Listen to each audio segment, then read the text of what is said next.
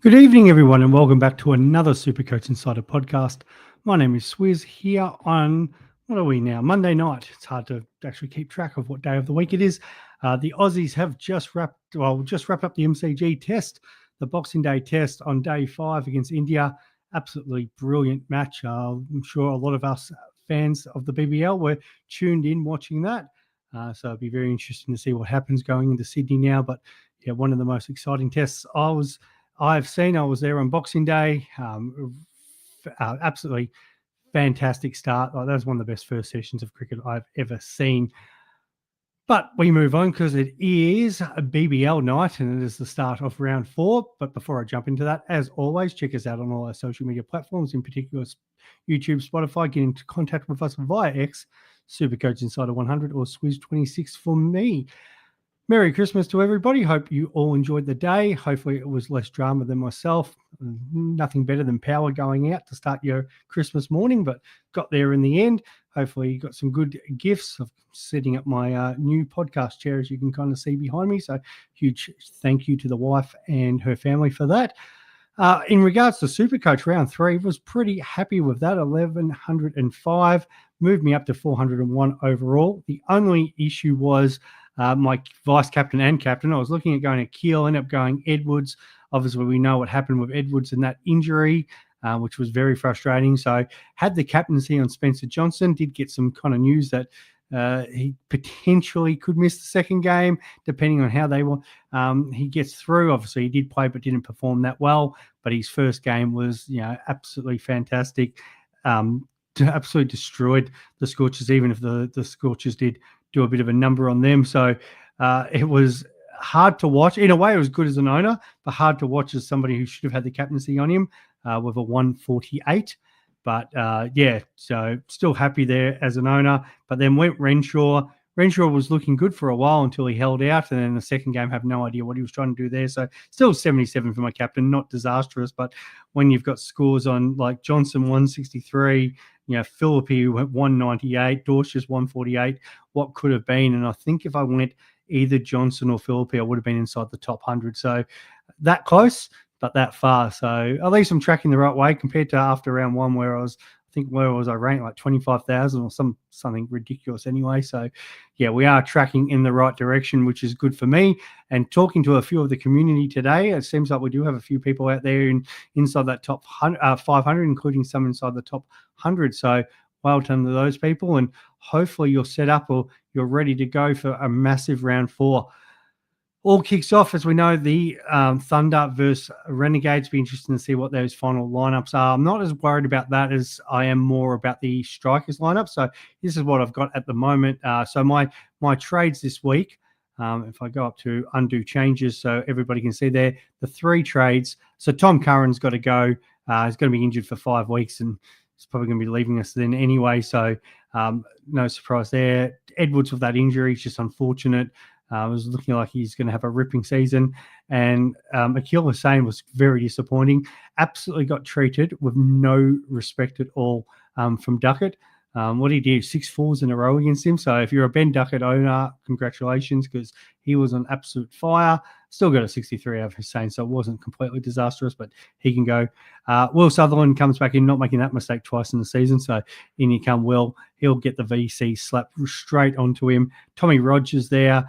I had him early in the year, did trade him out, but back. Actually, no, I didn't have him. I did avoid him. So he's welcome back in my team. Yeah, I did have him, but I did move him on before that first game, I think. So, yeah, Rogers comes in. And after a lot of debate, I really wanted a 4th Renegade player because I've got Fergus O'Neill in my side.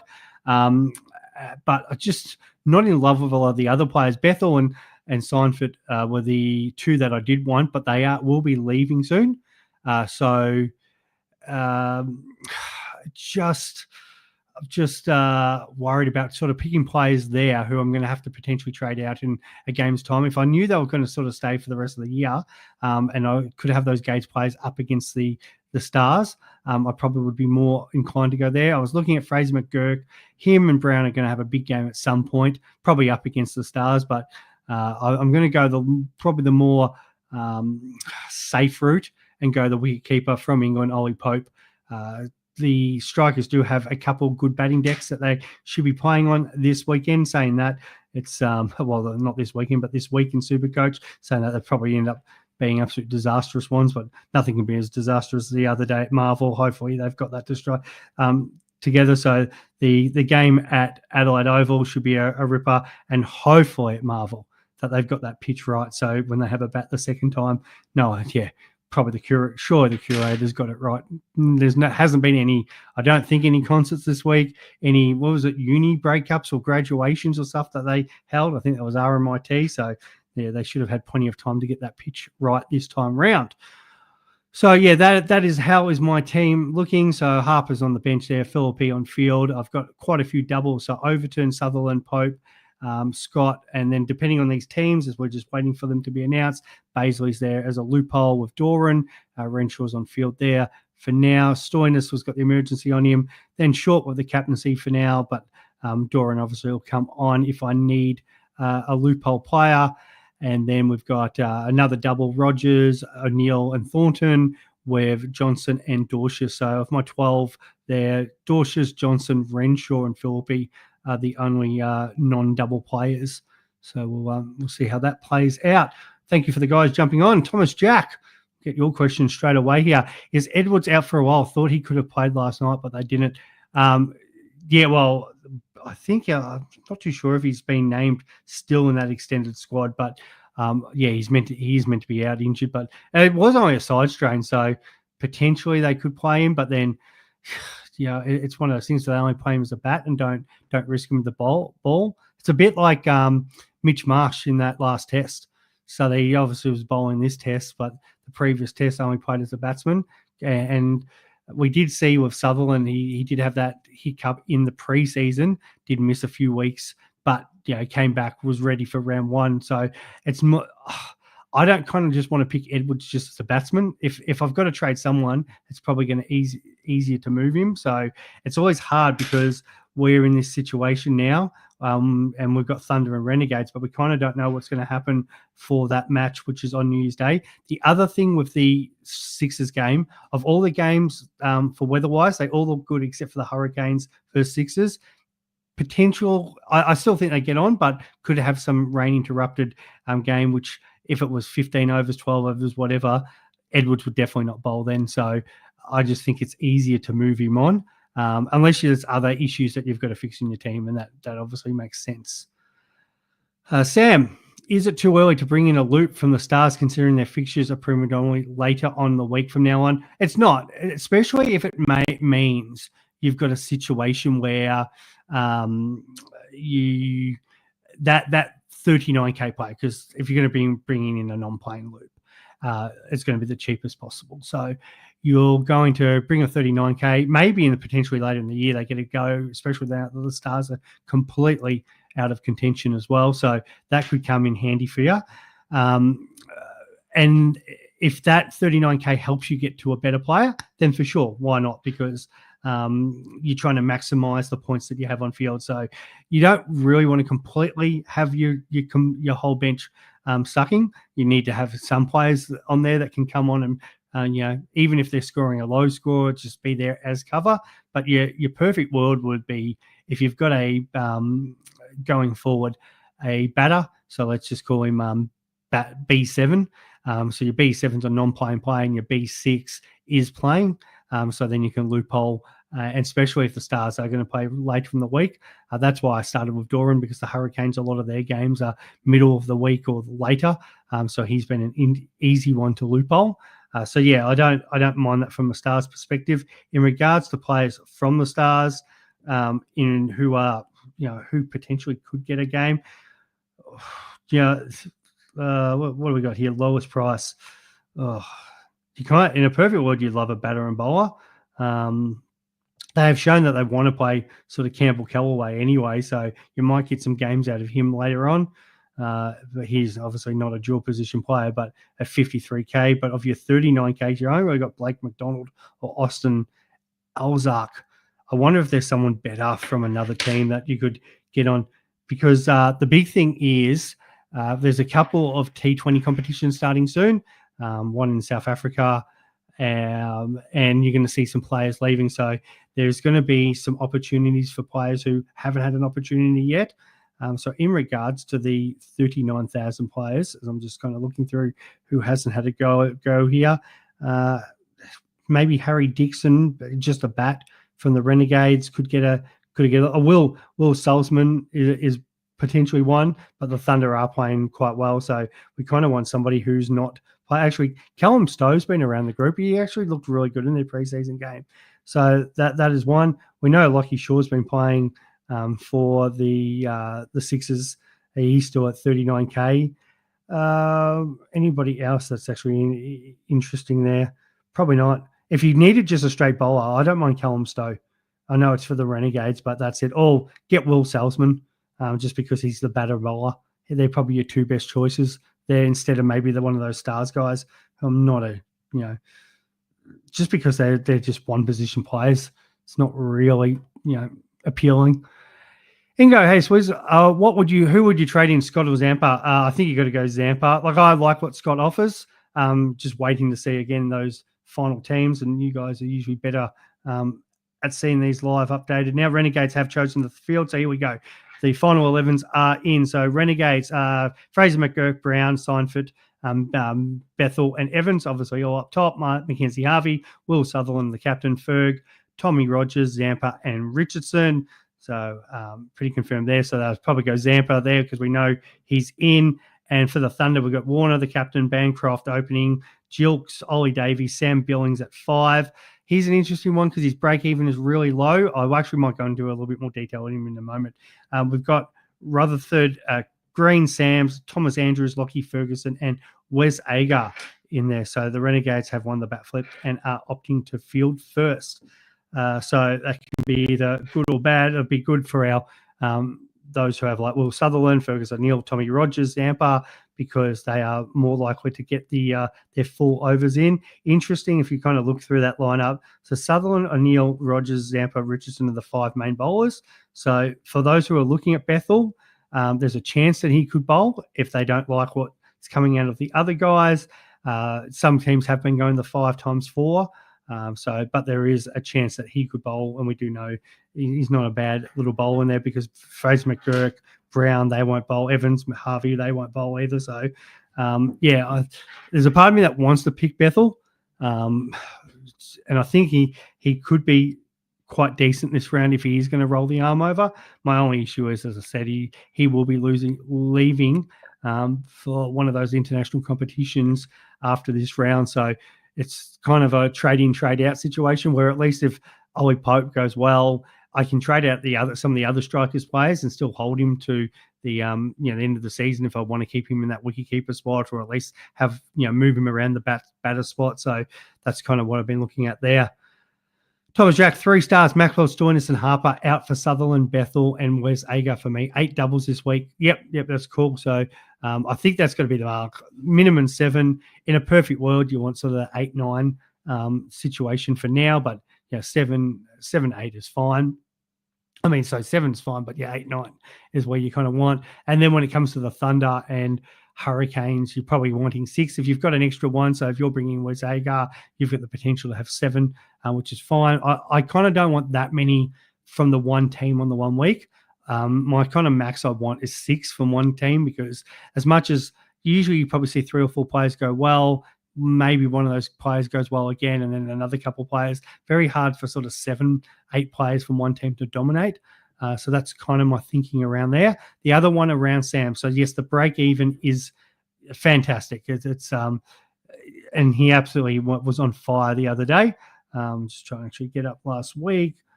Where are you there, Mr. Sorry, Sam Billings, not Sam Billings. So that 147. So the break even is minus 47. If he was to throw out another couple 50, 60 scores, he could make 50K and be quite expensive coming into his double week. Could get up to 180 plus K there.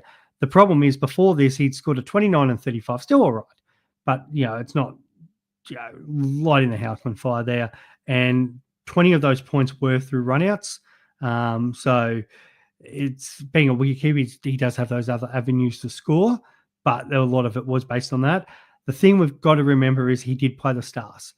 Stars are awful, especially in the bowling department. Like they've got Sids and pretty well nothing else at the moment. The other thing is if you haven't seen the replay, Billings was out. He was out, run out.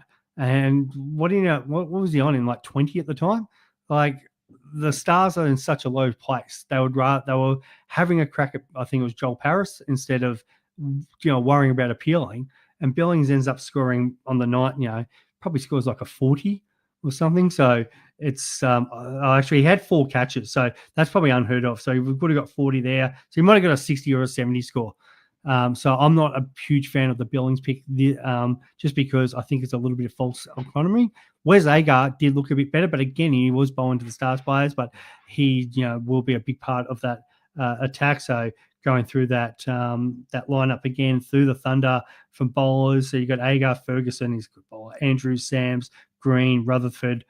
So yeah, they've got the 5 guys there. I would be, you'd think if Wes is bowling well, he should bowl 3 or 4. So yeah, I'd probably prefer that better. All right, FPL down under. Is Tom Curran a definite sell? Yes. If you got Curran, unfortunately, get rid of him. Even if he was fine, I'm just trying to get it up, but I think he was missing soon enough anyway. I did have my little chart here when players were heading off. So yeah, there's a few staying to the end. I just can't recall if Curran off the top of my head was staying, but that injury is going to rule him out anyway. Here we go. So we've got the ILT 20 in the South African 20 League. Tommy Curran actually was going to stay to the end of the BBL season, but now that he's got a 4-week injury, that'll be him done. So yeah, and I think if the Stars was still a chance, it'd be a different story. But what are they getting out of it by keeping him there? I'm sure they'll probably just release him and let him go because there's no reason for him to stay. So of those players, so you got Bethel, and then Evans, Ferguson, Rutherford, Hope, Overton, Vince, Akil Hussain, and Seidford, who are all meant to be leaving for the ILT or the South African 2020 League. The interesting ones will be for the Renegades because that's their 3 international players. So if they actually are trying to hold one, or if all 3 of them end up leaving, who are they going to try to replace them with? I haven't actually heard of any plans of who those replacements could possibly be yet. So that'll be interesting going forward for the Gades and see if they bring anybody in against the Stars. All right, that's he's not playing well enough to hold anyway. Yeah, exactly. That too. So just flick him off. There's better options for us to bring in. Agar, just a break-even play plus a double planning. Yeah, exactly. Could go O'Neill and Scott, but banking on a Bethel Agar. Yeah, and I Bethel, if your plan is to trade him out anyway, no problem with the pick anyway. But I just like the idea that Ollie Pope is going to be around. He doesn't seem to be contracted to anything. England don't have any upcoming games they do have some T20s against India, but that'll be Bethel, Overton, Duckett. I don't think Mr. Pope will be part of that. So, and now he's got the wicketkeeper dual position. I'm more than happy to probably go him. Yep, cool. And I love that, guys, because you're helping each other out on the group chat. I did have a question sent in before. I know there was one that we were talking about in the group chat, so I'm trying to I need to try to find that. But it's just the squads come out for the Scorchers as well. I think that's pretty straightforward. Nothing to report there. It will be interesting. One that we need to have a look at is if Mitch Marsh is dropped. Do they keep him around the squad or is he released? Because that's one we may have to consider. Because if Mitch Marsh is playing T20, it might be a bit too hard to leave him out. Just a little bit thoughts. Also, with the Australian season wrapping up after the Sydney Test, so needs to have a little bit thought on, does a Steve Smith become interesting? He's probably the big one from the Test squad that fits in straight away. I'm trying to think. Head, but depending on how the strikers are going anyway, but Head and Carey could be interesting ones. So also need to be mindful of sort of those players and what happens after that. Sam's got 3 trades. So I'm just trying to think. McSweeney, Curran and Edwards out for Sutherland, Rogers and a loop. Yeah, no problems at all. And if that's what it's going to get you to that, no problems. I'll give a shout out to Aaron Jewell as well. He's flying. I think he's 117 overall, doing a lot of stuff on the BBL Supercoach Legends page. So that's a really good place to go through midweek. People obviously asking a lot of questions and stuff on there. So well done for that. As I did say earlier, for those who might have missed it, whether I'll have to really worry about that Hurricanes game potentially this week. So that'll kind of be interesting to see how that goes. I'm trying to find out. I had actually a really good question this week. I'm trying to find it now. What are the thoughts on Baisley Swizz? Can't wrap my head around what they are doing with him. The problem is it's the fact that they've already got three. So basically, it's the three spinners kind of thing. So Pope's been playing brilliantly. Everybody loves Boise, but hasn't been playing as well. But then they've got a guy up the top called Matt Short. So he's coming on. He's opening the innings. So it's really hard for him to sort of get Baisley into that attack. Because they've already kind of got bowlers. So they are just kind of using him as a lower order hitter. So that's why I do have the emergency loophole on him at the moment. I do think they'll probably play Thornton and Scott. Like Scott's done nothing wrong. So I don't think I can. I don't think they move him on at all. So yeah, if you've got Baisley like I do, and you've got the ability to loop him, I'd definitely be trying to do that. In regards to vice captains and captains as well, so the obvious ones, it's going to be Sutherland into Short, and it's no surprise, Will Sutherland currently in 76% vice captains of the top 1%. Then you've got Rogers, Matt Short, and that's literally it. In regards to captains, divided at the moment, so it's 39% each for Short and Overton, and that's probably going to be a decision, maybe even what it depends on if they bat or bowl first, because Overton has been absolutely fine. You actually see the passion that he was batting with the other day too. Can he just keep doing it? Because the amount of late runs he's getting. And the other thing is we know Matt Short, he's surely due. It's like there's this massive game coming with the bat. We probably haven't seen it as much yet. We saw the 52 the other night, but if he gets going in one game, I feel like it's hard to fade him as the bat, but we'll probably see the same thing. Overton will probably be the better vice captain, the better captain if Sutherland doesn't perform. The one that's really going to, I think, and I'm just going to say this for the prediction for the round, I think Sutherland goes great tonight, no problems. Probably puts out like a 50 or 60 or something like that. And we take it, comes out second game, probably scores maybe a 40, 50, gets 110, 120, and everyone's patting themselves on the back because good captain score, no problems. And either Short or Overton, one of them is going to go friggin' large. They're going to go up to 200. People will do what Philippi did last week. The people who will get blessed who mucked up their vice captaincy for whatever reason, missed lockout, had it on the wrong person, whatever. And they're going to get absolutely blessed by having it, coming in late and be like, oh, well, I better chuck it on Short now. I better chuck it on Overton. And they're going to absolutely go nuts. Usually what happens on these things, the Supercoach gods reward good play, reward bad play and punish good play, as it always seems to happen.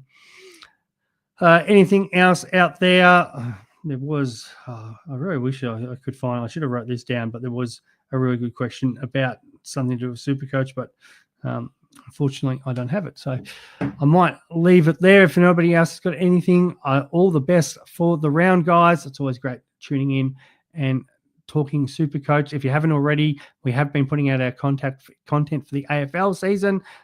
So check that out and have a happy new year, guys. And I will see you back in 2025. Bye.